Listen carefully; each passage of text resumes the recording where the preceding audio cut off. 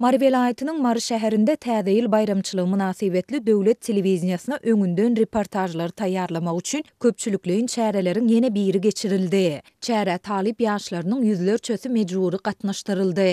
Bu barada Azatlyk radiosynyň habarçysy 20 dekabrda sebitden maglumat berdi. 19 dekabrda wagt köskünde geçirilen çäre öýlen saat 3-de başlap, aksam saat 6-dan soň tamamlandy. Talipler miwelerden we çirili suwlardan bezilen stollarda oturup, aýdym saatly çykyslara sowkun bilen el çarpyp, çapak çalyp hamany täze ýyly belleýän ýaly saatlanmaga mejbur edildi.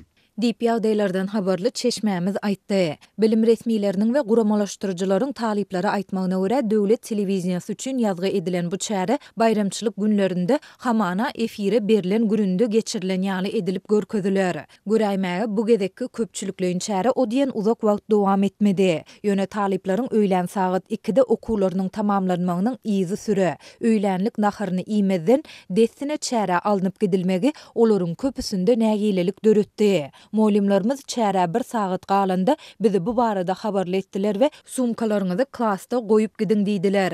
Barmadyklaryň okuwdan çykaryljakdygy aýdyldy. Bize öýlen naharyp çay içmäge hem wagt bermediler. Biz ýerdenden bäri aç. Biziň öňümizde bedek üçin miweleri we şireli suwlary gijeňläp goýup, akşam saat tas 7 çenli aç kösediler diýip marly talip anonim şertde habarçymyza gurrun berdi. Azatlykda bu talibiň sebitiň haýsy hünär mektebinde okuýandygy barada dolu maglumat bolsa-da, howpsuzlyk aladalar sebäpli onu köpçülige mälim etmekden saklanýar.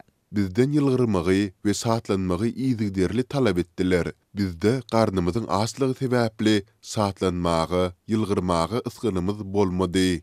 Dip talip sözüne goşdy. Adatlyk bu çäre we oňa talipleriň mejburi gatnaşdyrylmagy hemde olaryň ýüzüýiz bolan ýagdaýlary barada sebitiň häkimiýetlerinden şol sanda bilim müdirliginden komentari alyp bilmedi.